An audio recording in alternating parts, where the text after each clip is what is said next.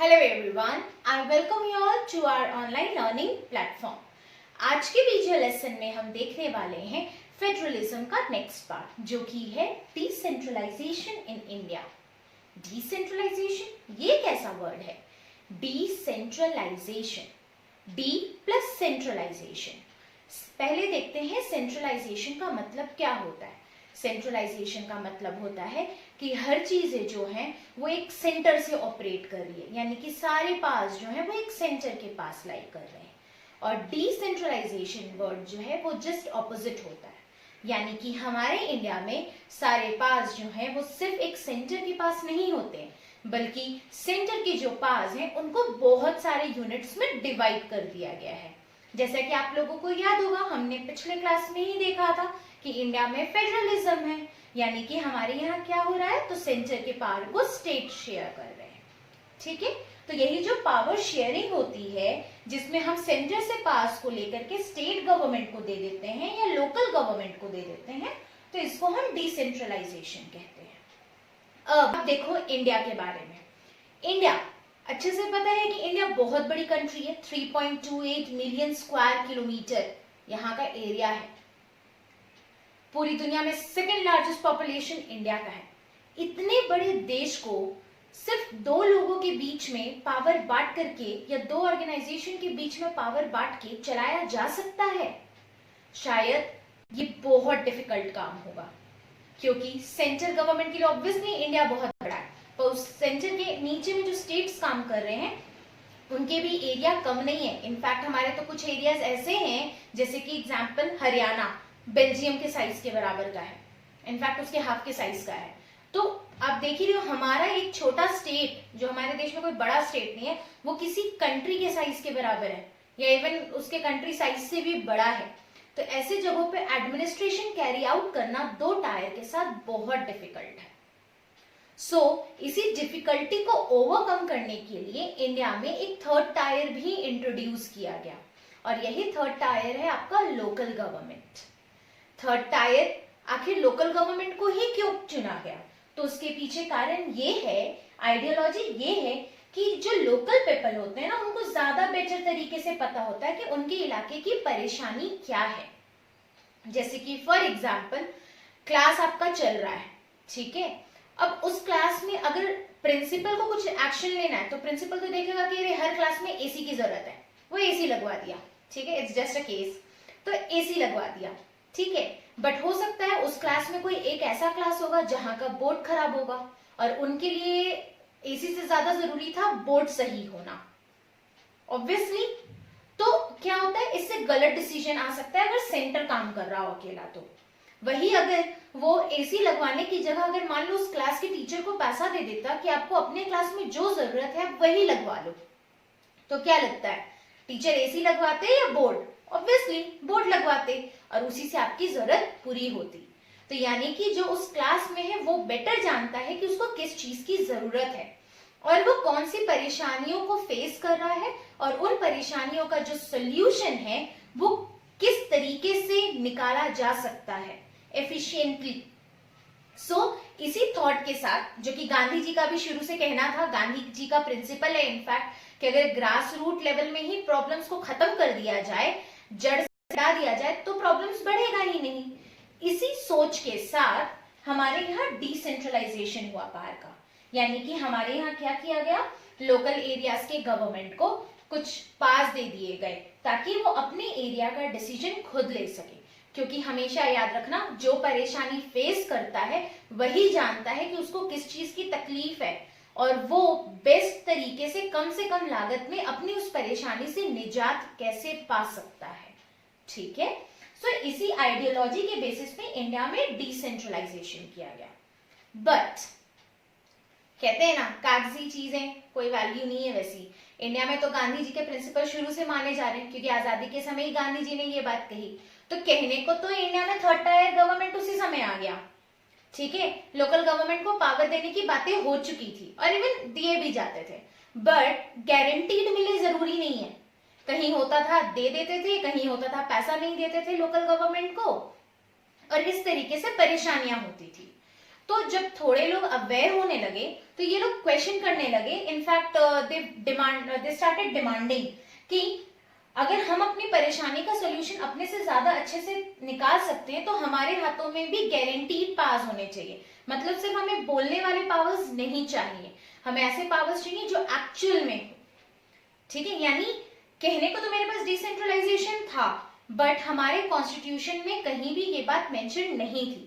तो फाइनली हमारे लीडर्स के द्वारा 1992 में कॉन्स्टिट्यूशन के द्वारा डिसेंट्रलाइजेशन को रिकॉग्नाइज किया गया और उसके बाद से हमारे यहाँ पंचायती राज सिस्टम कॉन्स्टिट्यूशनली एडॉप्ट किया गया और कॉन्स्टिट्यूशन में कुछ प्रोविजंस दिए गए, कुछ स्टेप्स लिए गए जिसके तहत इंडिया में डिसेंट्रलाइजेशन को प्रॉपर तरीके से इंट्रोड्यूस किया गया।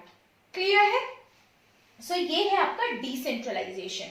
इतना समझ गए? डिसेंट्रलाइजेशन का मतलब क्या होता है? सेंटर के पावर को लेकर के स्टेट या लोकल गवर्नमेंट को दे देना। भाई ऐसा क्यों? क्योंकि लोकल पीपल को अपने परेशानियों के बारे में ज्यादा पता होता है और वो एक्शन ज्यादा एफिशिएंट तरीके से ले सकते हैं। अब डिसेंट्रलाइजेशन इफेक्टिव मैनर में इंडिया में कब काम करना शुरू किया? तो जब इसको कॉन्स्टिट्यूशन का बैकअप मिला, उस समय 1992 ईयर में कुछ स्टेप्स लिए गए ताकि डिसेंट्रलाइजेशन जो है इसको इंडिया में इफेक्टिव बनाया जा सके। अब आपके माइंड में क्वेश्चन आ रहा होगा कि ऐसे कौन से स्टेप्स थे जो कि लिए गए, तो चलो वो स्टेप्स हम लोग देखते हैं। Now steps taking towards decentralization. अब मैंने आपको अभी बताया कि इंडिया में कॉन्स्टिट्यूशन में कुछ प्रोविजंस ऐड किए गए इन द ईयर 1992 ताकि इंडिया में पावर को डिसेंट्रलाइज किया जा सके। अब 1992 में अगर मैं नॉर्मल वर्ड्स में कहूं तो कॉन्स्टिट्यूशनल अमेंडमेंट हुआ। इसका मतलब कॉन्स्टिट्यूशनल अमेंडमेंट का मतलब है कि कॉन्स्टिट्यूशन में कुछ बदलाव किया गया और कॉन्स्टिट्यूशनल अमेंडमेंट ऑफ 1992 के तहत इंडिया में डिसेंट्रलाइजेशन को कॉन्स्टिट्यूशनली रिकॉग्नाइज किया गया और कुछ मेजर स्टेप्स लिए गए ताकि इंडिया में लोकल गवर्नमेंट को power sharing, revenue sharing 100% assure किया जा सके। ये स्टेप्स ध्यान से देखोगे क्योंकि ये पांचों के पांचों स्टेप्स जो है एग्जाम के पॉइंट ऑफ व्यू से बहुत इंपॉर्टेंट है। इनफैक्ट क्वेश्चन यहां से डायरेक्टली 5 मार्क्स में पूछता है, what steps were taken towards the decentralization of 1992। फिर ऐसे भी पूछ सकता है, हाउ इज पावर डिसेंट्रलाइज्ड। ये भी पूछ सकता है, व्हाट वर द प्रोविजंस और what were the steps taken under the constitutional amendment of 1992.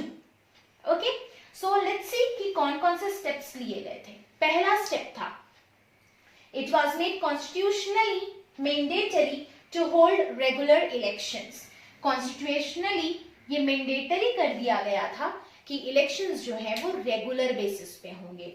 Regular basis पे होंगे का मतलब, तो देखो मैंने पीछे भी बताया कि डिसेंट्रलाइजेशन तो हमारे यहाँ पहले ही था, बट प्रॉब्लम क्या था, ये इफेक्टिवली काम नहीं कर रहा था क्योंकि कॉन्स्टिट्यूशन का बैकअप नहीं था इसके पास। तो अब क्या किया गया, अब कॉन्स्टिट्यूशन में साफ साफ शब्दों में दिया गया कि इलेक्शंस रेगुलर बेसिस पे होंगे। रेगुलर बेसिस का मतलब ये हुआ कि हर 5 साल में इलेक्शंस होंगे। देख पहले क्या होता था ना बच्चे की कहीं कोई गांव में 2 साल में इलेक्शन हो गया, कहीं 8 साल तक इलेक्शन ही नहीं हो रहा है, तो रेगुलर नहीं था, जबकि टेन्योर 5 इयर्स का होता है। तो यहाँ पर कॉन्स्टिट्यूशनली मैंडेटरी हो गया कि हर 5 साल में ही इलेक्शन होगा, विदाउट कोई रीजन। इलेक्शन पहले भी नहीं होगा और इलेक्शंस बाद में भी नहीं होंगे। ठीक है, इसके बाद सेकंड स्टेप लिया ये गया कि कुछ सीट्स जो है वो एसटी, एससी, ओबीसी इनके लिए रिजर्व कर दिया गया इलेक्शंस में, लोकल बॉडीज के इलेक्शंस में। ठीक है, याद रखना लोकल बॉडी का मतलब सिर्फ गांव नहीं होता है, लोकल बॉडीज में आपके म्युनिसिपैलिटीज, म्युनिसिपल कॉर्पोरेशंस भी आते हैं, यानी कि हम अर्बन और लोकल दोनों के ही ग्रास रूट लेवल का बात कर रहे हैं। ठीक है, समझ गए? जैसे हमारे यहाँ पे म्युनिसिपैलिटी और म्युनिसिपल कॉर्पोरेशन का इलेक्शंस होता है ना, लाइक हमारे रांची में म्युनिसिपल कॉर्पोरेशन का इलेक्शंस होता है, ठीक है, जिसमें मेयर, डिप्यूटी मेयर चुनाया जाता है। वैसे ही गांव वगैरह में भी इलेक्शंस होते हैं। तो we are talking about only local levels. मैं गांव की सिर्फ बात नहीं कर रही हूँ, इस बात का ध्यान रखोगे। ठीक है, सो सीट्स जो है वो एसटी, एससी, ओबीसी इनके लिए रिजर्व कर दिया गया। मोर ओवर 1/3 सीट्स जो है वो महिलाओं के लिए रिजर्व कर दिए गए। कि लगभग महिलाएं जो है, मतलब टोटल जितना भी आपका एरिया है, जो भी लोकल बॉडी है, उनमें जितने भी नंबर ऑफ सीट्स हैं उनमें से 1/3 सीट्स कंपलसरी है मिनिमम, कि 1/3 सीट्स में महिलाएं ही इलेक्शंस जीते। ठीक है, मतलब वहां से महिलाएं ही पार्टिसिपेट करें। इसके अलावा फोर्थ स्टेप ये लिया गया ताकि इलेक्शंस फेयर मैनर में हो सके, रेगुलर हो सके और इन सारी चीजों पे नजर रखी जा सके, इलेक्शंस प्रॉपर हो, सिंपल वर्ड्स में कहो तो। इसीलिए क्या किया गया, अलग से स्टेट इलेक्शन कमीशन स्टैब्लिश किए गए जो कि इनके इलेक्शन का ध्यान रखेंगे। ओके, जो कि इंडिपेंडेंट होते थे, याद रखना ये इंडिपेंडेंट होते हैं स्टेट इलेक्शन कमीशन, यानी कि इनका स्टेट गवर्नमेंट के साथ या सेंट्रल गवर्नमेंट के साथ कोई लिंक नहीं होता है, ये बिल्कुल सेपरेट होते हैं और इनका सिर्फ एक ही काम होता है, इलेक्शंस कंडक्ट करवाना, जो भी आपका एक रेगुलर इंटरवल है उस पे, वो भी फ्री एंड फेयर मैनर में। एंड फाइनली फिफ्थ स्टेप ये लिया गया कि अब मैंडेटरी कर दिया गया है स्टेट गवर्नमेंट के लिए कि उनको अपना पावर और अपना रेवेन्यू जो होता है वो दोनों शेयर करना पड़ेगा लोकल गवर्नमेंट से। अदरवाइज पहले क्या था, 1992 से पहले ये स्टेट गवर्नमेंट पे डिपेंड करता था, अगर वो चाहे तो वो शेयर करेंगे, नहीं चाहे तो वो शेयर नहीं करेंगे। बट इस प्रोविजन के तहत अब मैंडेटरी हो गया, अब कंपलसरी हो गया, अब स्टेट गवर्नमेंट को ये शो करना पड़ेगा कि कहाँ वो लोकल गवर्नमेंट को कितना फंड दे रहा है और जिस प्रपोर्शन में देना है उस प्रपोर्शन में दे रहा है या नहीं। क्लियर है? सर ये 5 स्टेप्स थे जो कि लिए गए थे टुवर्ड्स डिसेंट्रलाइजेशन। 1992 का कॉन्स्टिट्यूशनल अमेंडमेंट हुआ और उसी अमेंडमेंट में ये 5 स्टेप्स लिए गए। इन 5 स्टेप्स को अच्छे से याद कर लोगे क्योंकि यहां से डायरेक्ट क्वेश्चन पूछता है एग्जाम में। क्लियर है? सो आज हम लोग देखें कि डिसेंट्रलाइजेशन क्या होता है, डिसेंट्रलाइजेशन के पीछे आइडिया क्या है या क्यों डिसेंट्रलाइजेशन की हम बात कर रहे हैं। और थर्ड हमने देखा कि इंडिया में कॉन्स्टिट्यूशन में क्या क्या प्रोविजंस स्टैब्लिश किए गए अंडर द अमेंडमेंट ऑफ 1992 ताकि इंडिया में डिसेंट्रलाइजेशन को इफेक्टिव बनाया जा सके। क्लियर है? सो आज के लेसन के लिए बस इतना ही। होपफुली जितना समझाए हैं क्लियर है, बट या अगर कहीं कोई डाउट है तो आप कमेंट सेक्शन पे उन डाउट्स को पूछ सकते हो। I will try to answer those as soon as possible. So that's all for today.